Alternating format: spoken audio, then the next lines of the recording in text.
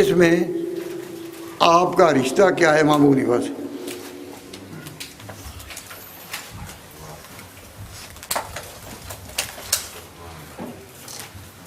آپ کا رشتہ امام ابو حنیفہ سے کیا ہے؟ جواب پیروی کا، تقلید کا۔ ہم امام ابو حنیفہ کے پیرو ہیں، تقلید ان کی کرتے ہیں مسائل غیر منصوصہ، غیر معلومات تقدیم و تاخیر میں۔ ہم امام ابو حنیفہ کے ساتھ ہمارا کیا تعلق ہے؟ ہم ان کی پیروی کرتے ہیں۔ تو اصل مسئلہ ابو حنیفہ کا نہیں، اصل مسئلہ پیروی کا ہے۔ اصل مسئلہ پیروی کا ہے۔ پیروی کسے کہتے ہیں؟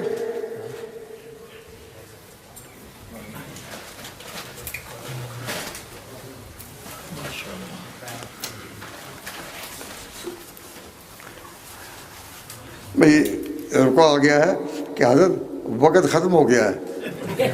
تمام کتابوں میں لکھا ہوا ہے وقت کبھی ختم نہیں ہوتا۔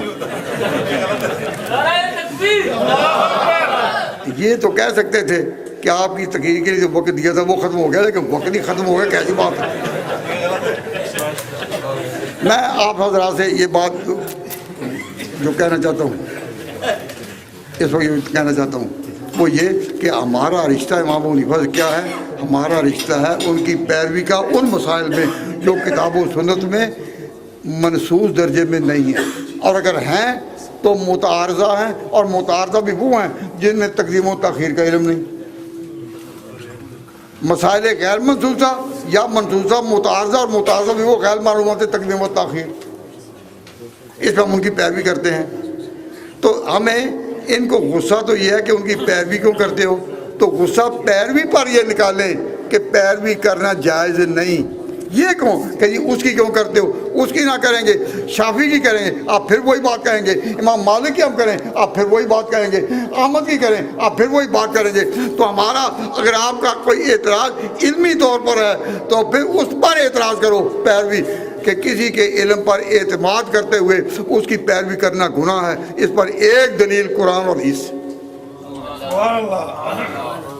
آپ میں اہل علم بھی ہے، جہاں جہاں موقع ملے، جہاں جہاں موقع ملے آپ اس چیلنج کو ان تک پہنچا دیں کہ ہم کہتے ہیں کہ جن لوگوں کو قرآن حدیث کا علم نہیں وہ کسی عالم پر اعتماد کرتے ہوئے اس کی پیروی کریں اور دلیل کی تحقیق اس سے نہ کریں، یہ گناہ نہیں۔ اور جو کہتے ہیں کہ گناہ ہے ایتونی بے کتاب اللہ، کتاب اللہ سے یا سنت رسول سے ایک روایت ایسی بتائیں کہ عالم پر اعتماد کر کے اس پر عمل کرنا گناہ ہے، ایک نہیں۔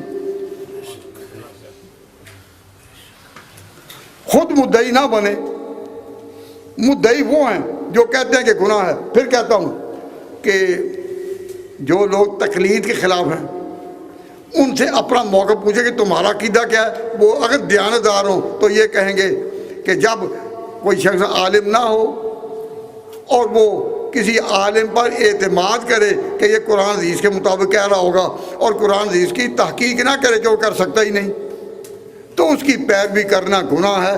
اس کی ایک دلیل قرآن میں نہیں، ایک دلیل اس کی حدیث میں نہیں،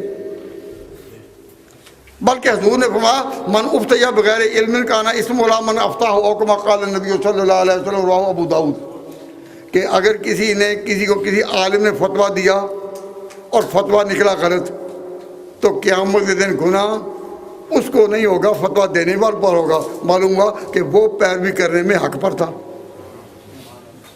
اگر اس کو پیروی کرنے کی اجازت نہیں تھی تو گناہ وہ پر کیوں ڈالا گیا، اس پر ڈالا جاتا۔ تو آپ علم کا سارا بوجھ علماء پر ڈالیں گے یا خود بھی کوئی ذمہ داری قبول کرتے ہیں؟ خود بھی کوئی ذمہ داری قبول کریں، سارا بوجھ علماء پر نہ ڈالیں۔ اور وہ ایک ہی بات ہے، آپ ان سے پوچھیں کہ وہ قرآن کی آیت بتاؤ جس میں ہو کہ اعتماد کرنا کسی عالم پر جائز نہیں، گناہ ہے۔ ایک آیت بتاؤ، ایک حدیث بتاؤ کہ کسی عالم پر اعتماد کر کے اس کے مسئلے پر عمل کرنا اور خود اس کی تحقیق میں نہ پڑھنا یہ گناہ ہے۔ نہ قرآن میں ہے نہ حدیث۔ اور اگر یہ کسی کو قرآن حدیث میں اس کی کوئی گاب ملے تو پھر ہم کہنے پر مجبور ہوں گے اے عقل و خرد کے دیوانوں ایک ہنگامہ اور صحیح۔ کہ پھر اس میں میدان علم میں آ کر بتاؤ کہ کون سی آیت کہہ رہی ہے کہ اعتماد کرنا جائز نہیں. پھر ہم سوال کریں گے کہ امام بخاری نے ہاتھی دانت کو جائز کرنے میں پہلے علماء پر ابراہیم نخعی جیسے علماء پر اعتماد کیوں کیا؟ اگر ان کا اعتماد کرنا جائز ہے تو ہم ابو حنیفہ کی پیروی اگر کر رہے ہیں تو کون سا ناجائز ہو گیا؟ وما علینا الا البلاغ.